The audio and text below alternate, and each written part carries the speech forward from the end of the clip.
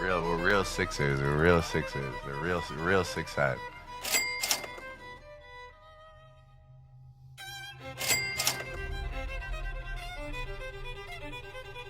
Today is going to be the most important stream I've ever done, first of all. And I want to say thank you for doing this, seriously. We're going to get some good ratings.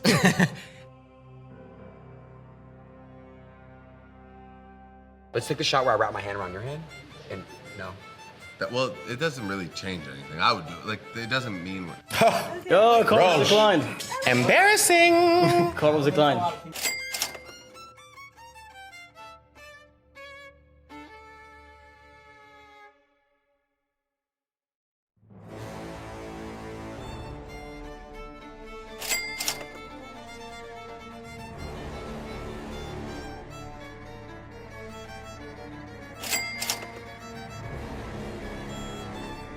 I am the president's #1 fan, and that's not going to change.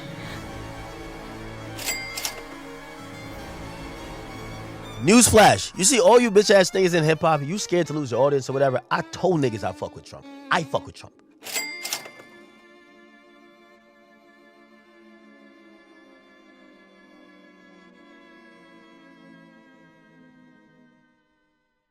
This week, I tweeted that I didn't understand that this whole $2 billion deal thing was not just the music, but that it was a lot more, right? It was pretty much everything that Drake has his hand in would probably be involved with this $2 billion deal. And so therefore, I kind of understood why the valuation would be $1 billion or $2 billion.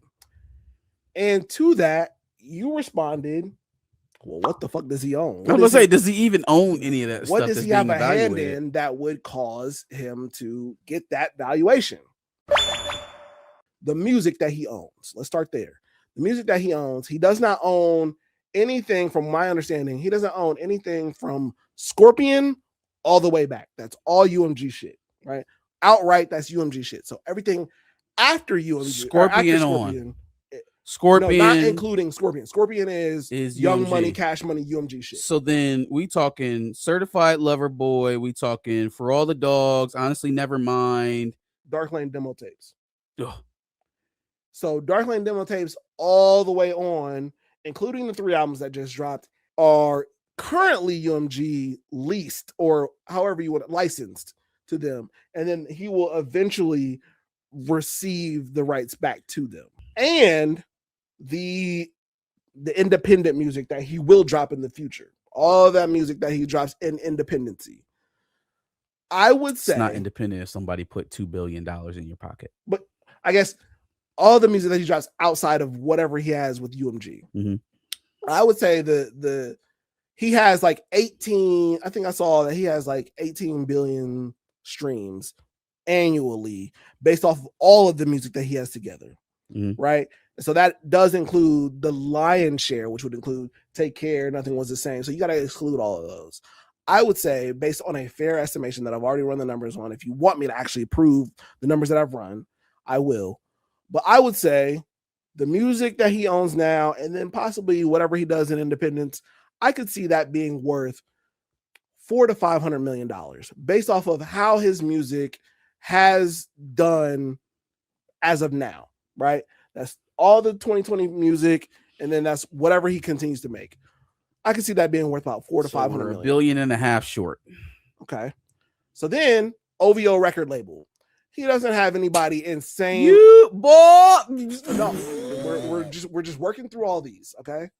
Yeah, I'll give you Chubbs, Baca, and Party for a ham sandwich. It's Party. It's Majid Jordan. It's OVO Smiley. There's nothing there. Who the fuck? Again, we're agreeing on this, right? Hey, the nigga with the receding hairline in Canada that be calling out Kendrick. He went to his hotel after the concert. I'll give you that. Now throw him in. Top 5. I'll throw out top 5. I'll throw in top 5. We are agreeing here. OVO label. The OVO label. There's nothing to be wild about, right? The biggest thing you got there is PartyNextDoor, and we see what his worth was when you attached him to Drake last year. His best music is far behind him, right? Everything up to like Recognize for him. Or no, you're not nice, you're rude. That was the last like hit he's had, and that was years and years ago. That was like 2017. So then we go to his clothing label that he has a partnership with Nike on. Mm-hmm. And if I say Yeezy brand, right? Adidas gave him $1 billion deal. That makes sense because we all knew what Yeezy was. We've all seen people actually value Yeezy at some level. I've never seen anybody wear anything. No Yeezy, nigga? I've never seen anybody wear anything from Drake's. Oh, the clothing OVO label. clothing line. Yeah. No, fam, Not- just throw that together with the record label. Like we get all of that shit together. We That's a are. bundle. So That's a bundle. I've never seen That's not a anybody wear separate that. separate itemization. Just put all of that shit in there together. Sure. So I've never seen anybody wear that. It's not very culturally relevant. I mean, besides his OVOs. So I you know, maybe the value just went up with that edition. It went up to a ham sandwich plus a Rally's coupon. that's crazy. So then the last thing that seems to be prevalent in the deal talks is his production company, DreamCrew, which that has produced Euphoria stuff. Top Boy, Euphoria. So it's produced some cultural bangers. However, when you look at Top Boy, it also was produced by Spring Hill, which is LeBron's shit. Mm-hmm. When you look at Euphoria, it was also produced by A24 A24, and yeah. some other production companies. So anything that he's contributed largely to the culture isn't solely him, and anything that he's done by himself with DreamCrew. Yeah, he don't own that shit. We Like, don't he know can't- about. He can't sell it because it's not his. You don't have. Well, he can't sell those property. properties, but he can sell his production company along with that. Yeah, but then But his it production becomes company, the value then becomes speculative if it doesn't come with Euphoria. I would agree with that. Yeah, so it's like you're I don't guessing even know at if that he's point. at this current point. I don't even know if he's still involved with Euphoria. And Top Boy, from what I'm aware of, is over. Mhm. I say all that to say the lion's share of what this is all worth is going to be based on that music. Oh yeah, for sure. We already told you what the big number is. The rest of this shit is a ham sandwich. I tried to tell y'all. Sure. It's a 2-piece chicken dinner.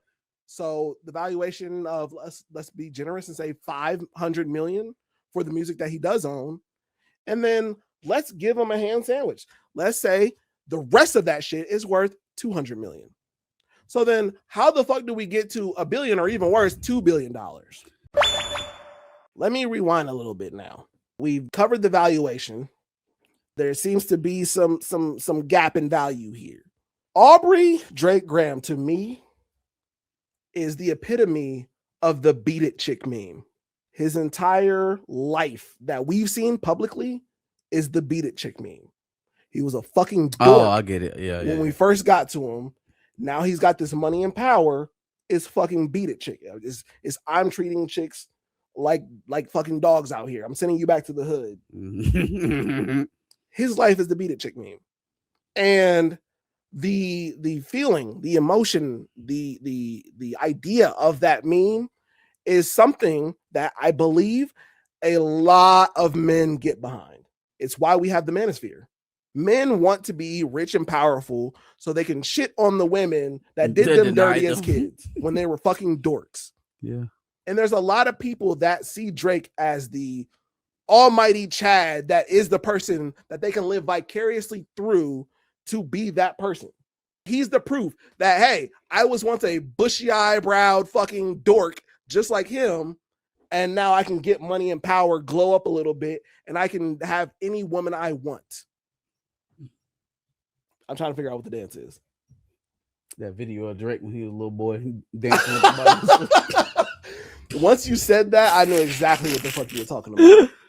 Yeah, fam, you were the bushy eyebrowed fucking dork, and now you get whatever woman you want. We all seen this in real time, right? In fact, he literally evolved right before our eyes. He was fucking fresh out of Degrassi, bushy eyebrowed dork.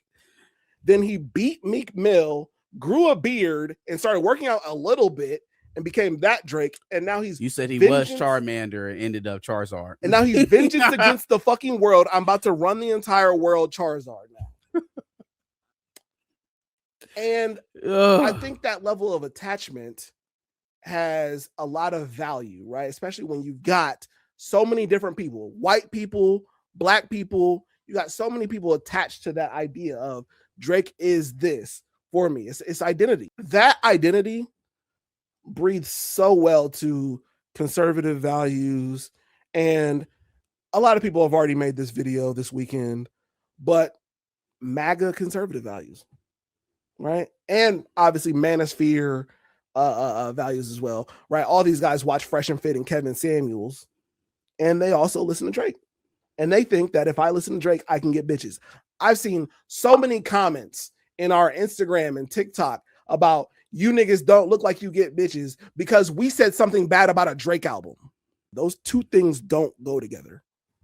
But that's what they believe. That's you hating on the six guy, bro. You must not get no bitches. That's truly what they believe. And so that gap in valuation to me feels like the control of the audience that he has. Also, the idea of getting bitches being like the one of my top priorities in life, like it kind of graduated in my early 20s. So it still makes me chuckle when I hear grown men talk like that, say shit like that. Like, bro, you don't get no bitches. Like, I'm sure you get plenty of them. I'm sure you get plenty.